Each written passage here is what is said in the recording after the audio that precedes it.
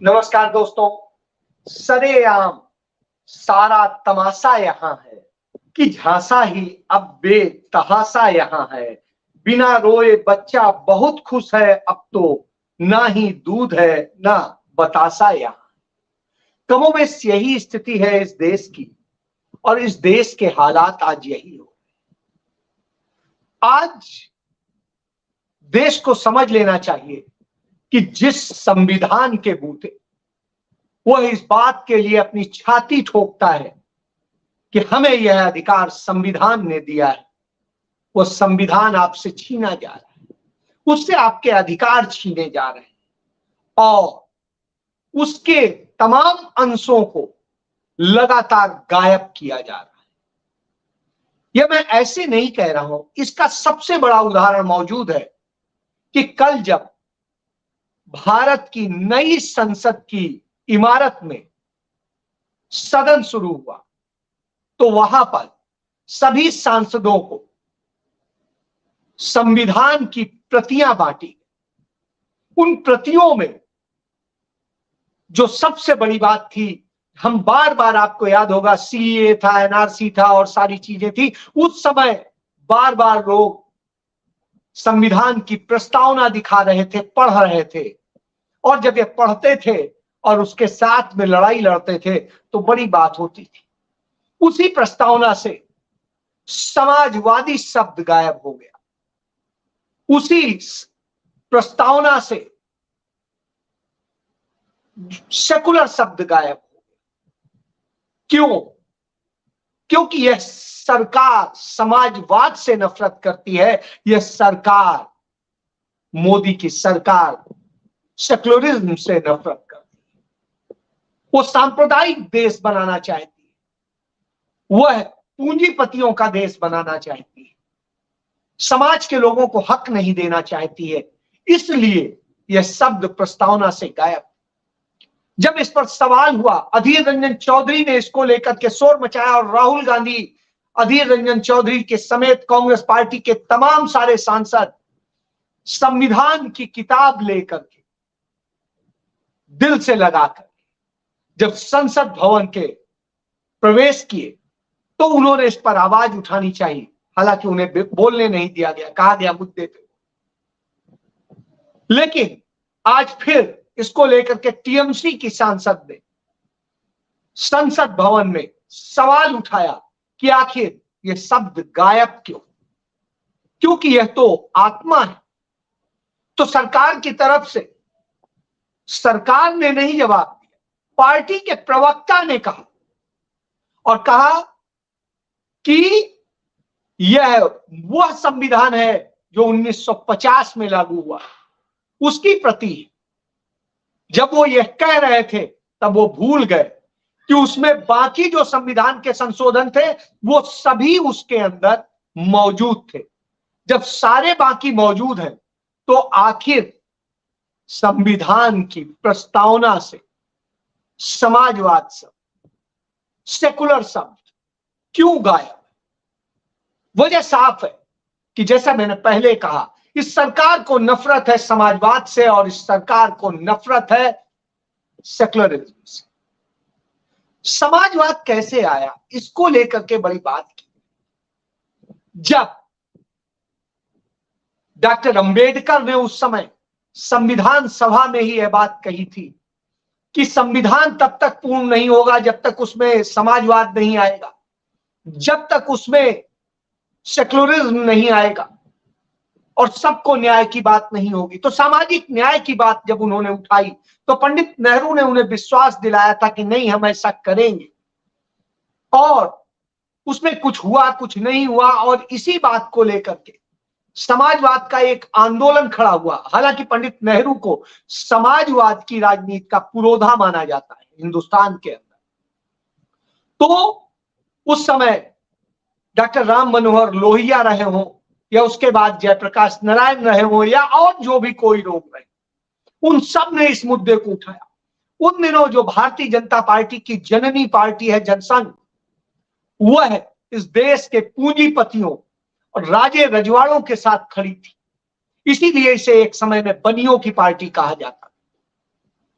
यही वजह है कि उसकी सोच में वह सोच मौजूद है, आज भी मौजूद, उसी से वो चलते, और वो नफरत के बूते सत्ता स्थापित करने की सोचते हैं, क्योंकि इसी तरीके से राजे रजवाड़े करते थे।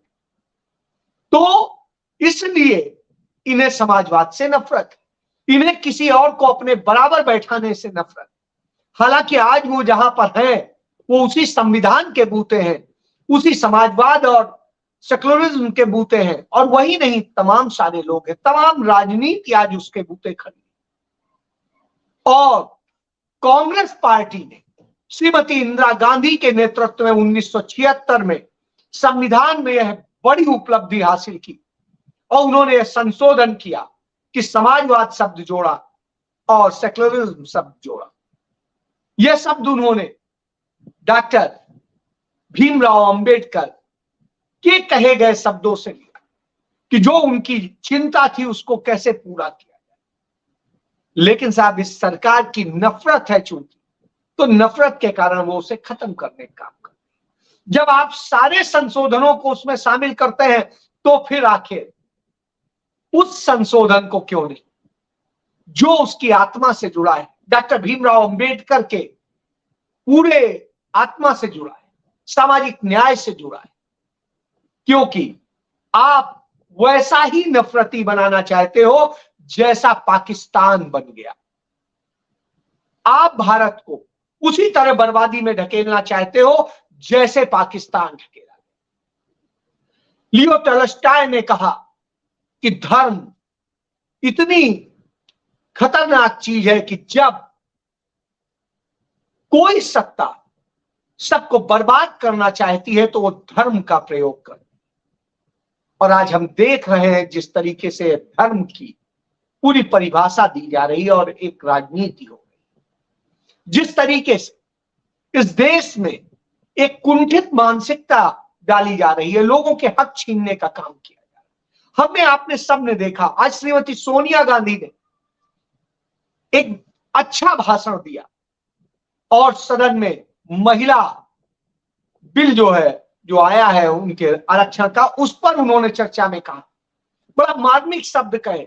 उन्होंने राजीव गांधी की उस उपलब्धि को बताया जो भारत के इतिहास में पहली बार महिलाओं को 33% आरक्षण देने के, ग्रामीण और शहरी निकाय में, जिसे स्थानीय निकाय कहते हैं, जिसे स्वराज की कल्पना कहते हैं, उसको साकार करने के लिए उन्होंने किया था। और 33% आरक्षण की जो व्यवस्था करने का प्रावधान किया, जिसे आकर के बाकी जो कांग्रेस की सरकार बनी 1991 में, उस सरकार में, नरसिम्हा राव की सरकार में उसे वायदे को पूरा किया, उसे आगे बढ़ाना था और वो आगे बढ़ाने का क्रम शुरू हुआ, बार बार गिरा, बार बार बढ़ता रहा, और मनमोहन सिंह सरकार ने उसे राज्यसभा में पास करा लिया, लेकिन लोकसभा में वो रह गया क्योंकि पूर्ण बहुमत नहीं था, कई दल, सहयोगी दल साथ नहीं दे रहे, अंततः वो रह गया। लेकिन राज्यसभा में पास होने के कारण वो एग्जिस्ट करता था,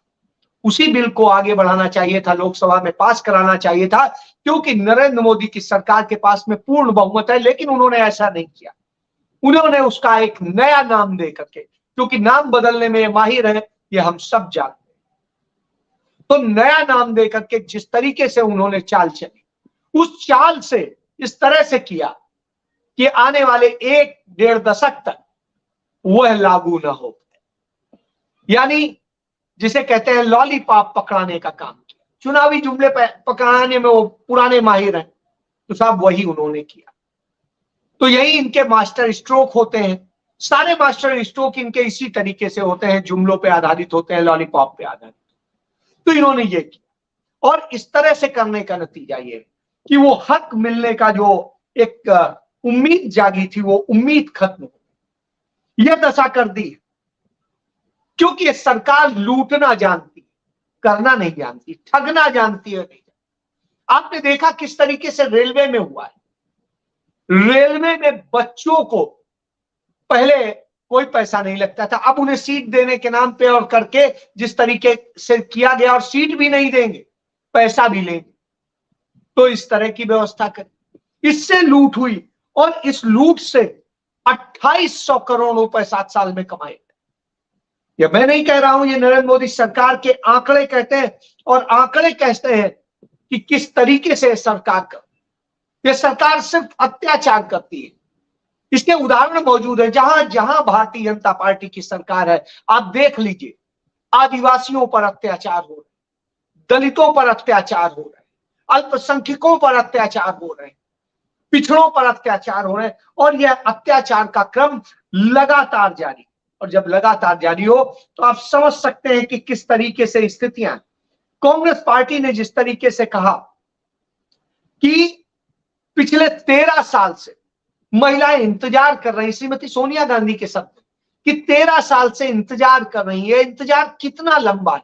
साल भर का, 2 साल का, 3 साल का, 4 साल का? कोई जवाब नहीं है सरकार के पास, जवाब दे भी नहीं सकती। क्यों? क्योंकि सरकार झूठ बोलती है, और नरेंद्र मोदी सरकार का जो पूरा एजेंडा है वो झूठ पर ही टिका है। जब हम इसकी बात करते हैं तो आप ये समझिए कि किस तरीके से किया गया है, किस तरीके से जलाया गया। ये सारी चीजें आकर के हमें खड़ा करती हैं कि किस तरह से एक गलत परंपरा डाली, एक झूठी राजनीति की परंपरा डाली जा चुकी है, लोगों को जलाने और खत्म करने की डाली जा चुकी है। आपको याद होना चाहिए, आज वो एक महान दिन है कि हमारी अमर शहीद कनकलता बरुआ, जो 17 साल की थी, 1942 में जब अंग्रेजों भारत छोड़ो आंदोलन गांधी जी ने शुरू किया, तो उन्होंने असम में अपने 500 साथियों के साथ तिरंगा फहराने के लिए वो चली। अंग्रेजी हुकूमत ने उन पर गोली चलवाई और वो शहीद हुई 17 साल। क्या आज वो बेटी इंसाफ नहीं मांग रही है कि हमने तो इस देश के लिए, इस देश की पूरी व्यवस्थाओं के लिए, लोकतंत्र के लिए, संविधान के लिए अपना जीवन कुर्बान किया, आप हमें इतना सम्मान नहीं दे सकते कि आप महिलाओं को कम से कम न पूरा हक तो 1/3 हक तो दे दीजिए? वह भी आप नहीं देना चाहते, तब सवाल उठता है, क्योंकि आप झूठ बोलते हैं, और आपका झूठ ही है जो इस देश को बर्बाद करता है। क्योंकि आप देखिए, सब कुछ बोलते हैं। आज इसको लेकर के कांग्रेस पार्टी के संचार प्रमुख जयराम रमेश ने भी बताया कि किस तरीके से हमने कभी भी किसी की उपलब्धियों को छिपाया नहीं। चंद्रयान का जो शुरुआत हुई, वो शुरुआत अटल बिहारी वाजपेयी ने की, और अटल बिहारी वाजपेयी के बाद में उसे कांग्रेस पार्टी ने की सरकार ने, मनमोहन सिंह की सरकार ने किया, और उसके बाद आप कर रहे हैं। यानी आपका तीसरा है, पहला अटल जी का, दूसरा कांग्रेस का, और तीसरा आपका। और आप यूं दिखाते हैं कि जैसे सब कुछ आप ही कर रहे हैं, आपके सिवा तो और कोई कुछ कर ही नहीं सकता। तो इस तरह की स्थिति आ गई है। देश को आपने बर्बादी में झूठ के कारण ढकेला है। एक तरफ आप कहते हैं जीडीपी बढ़ रही है, सब कुछ बढ़ रहा है, दूसरी तरफ जब हम देखते हैं कि जीडीपी बढ़ रही है, तो फिर इसका मतलब है रोजगार उससे 10-12 गुना ज्यादा बढ़ रहा होगा, क्योंकि नियम है कि जीडीपी जिस स्पीड से बढ़ती है, उससे 10 से 12-15 गुना तेजी से रोजगार बढ़ते हैं। लेकिन हिंदुस्तान में बिल्कुल उलट हो रहा है। यदि आप दावा कर रहे हैं कि जीडीपी बढ़ रही है, तो वास्तव में जीडीपी नहीं बढ़ रही, वास्तव में बेरोजगारी बढ़ रही। तो यदि जीडीपी बढ़ रही तो बेरोजगारी कैसे बढ़ रही, और लगातार बढ़ रही। मैं बार बार आपको आंकड़े बताता हूं कि 90 करोड़ बेरोजगार लोगों का देश हो गया है। 81 करोड़ लोग देश के 5 किलो अनाज पर जीने के लिए मजबूर हो गए। युवाओं की आत्महत्या बढ़ गई है, क्योंकि उन्हें रोजगार नहीं मिल रहा है, कोई काम नहीं मिल रहा है, वो बेकार परेशान है, अपने घर पे बोझ नहीं रहना चाहते, इस संकट में आ गए। घरेलू बचत की स्थिति है, आरबीआई ने डाटा, घरेलू बचत की स्थिति यह है कि 50 साल में सबसे बुरी स्थिति में और सबसे नीचे स्थिति में। तो आप सोचिए, 19% से अधिक घट गई है घरेलू बचत। तो साहब ये है, ये हुआ है, ये आपने किया है। तो इस देश में रेप हो रहे हैं, रेपिस्ट की पूरी मानसिकता पनप रही है। एक घटना का जिक्र कर, कानपुर में एक 7 साल के बच्चे ने एक 5 साल की बच्ची के साथ में रेप किया। ये संस्कार आपने दिए कि बच्चे भी ये करने लगे। 7 साल का बच्चा 5 साल की बच्ची से रेप करता है। क्यों? क्योंकि आपने रेपिस्ट मानसिकता बनाई। और यह भी एक भाजपा से जुड़े ही परिवार का बच्चा है।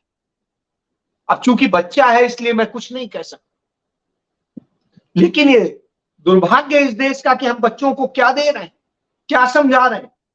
तो ऐसी स्थिति में जब ये हालात हो रहे हैं तो आप सोचिए, आपकी नेता उमा भारती जो धार्मिक चोला ओढ़ती हैं, वो कहती है नेताओं को धर्म से दूर रहना चाहिए।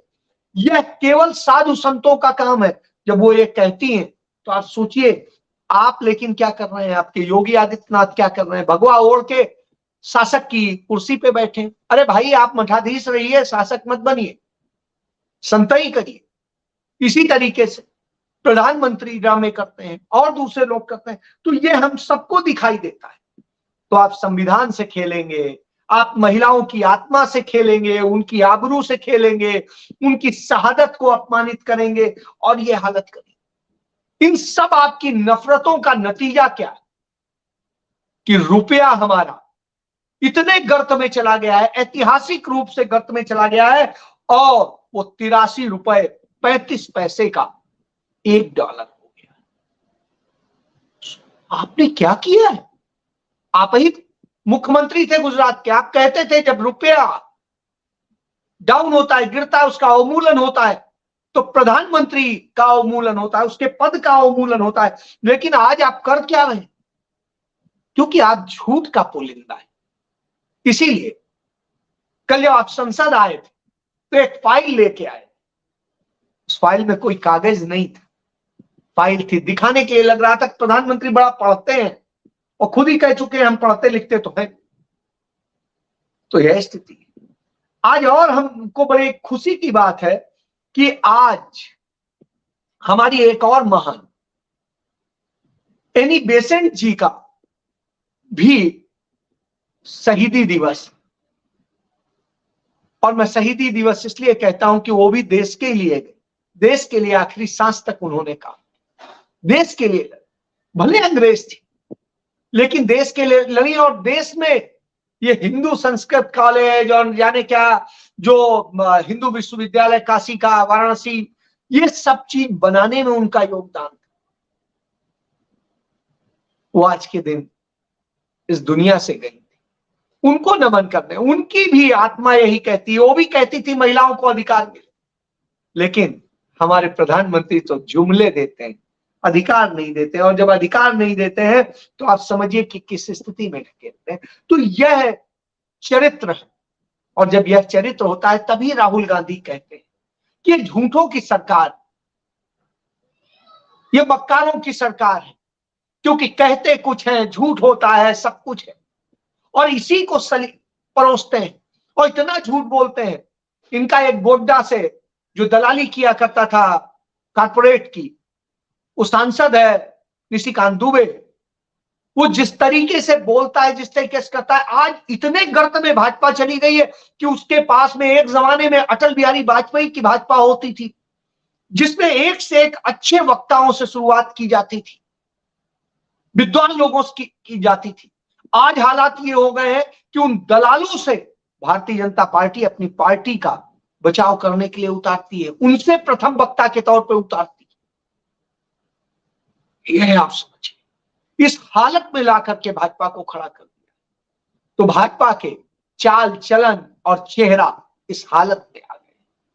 जब इस हालत में आ गए हो तो चिंता करना बनता है कि ये वही भाजपा है जो अटल जी की भाजपा होती थी, या ये वो नफरती भाजपा है जो आजादी के पहले जनसंघ के रूप में, हिंदू महासभा के रूप में, आरएसएस के रूप में थी। आज भी यही वजह है कि कनाडा में जिस तरीके से एक नफरत का माहौल बनाया गया और उसमें एक खालिस्तानी पूरा मूवमेंट एक खड़ा हुआ और एक मूवमेंट जो है दूसरी तरह का खड़ा हुआ, और जिस तरीके से आरएसएस की कुछ और विंग है जो विदेशों में काम करती हैं, जिनके तमाम नेता बलात्कार के मामले में पकड़े जाते हैं साहब, तो बलात्कार के मामले में इन्हीं के नेता हिंदुस्तान में भी पकड़े जाते हैं, वहां पे भी पकड़े जाते हैं। इन्हीं के नेता हिंदुस्तान में भी महिलाओं को बेइज्जत करते हैं और वहां भी करते हैं, और यही स्थिति। तो नफरत, बेइज्जती और सब यही इनका चरित्र है, और इसीलिए ये संविधान को खत्म करना चाहते हैं, क्योंकि संविधान के जरिए हमें अधिकार मिलते हैं और हमारे अधिकार नहीं होने चाहिए। अधिकारों से इन्हें नफरत, ये चाहते हैं आप गुलाम बन के। फैसला आपको करना है कि आपको गुलामी में जाना है या सच के साथ खड़ा होना है। राहुल गांधी की तरह बोलना है, डरो मत, फैसला आपका। जय हिंद।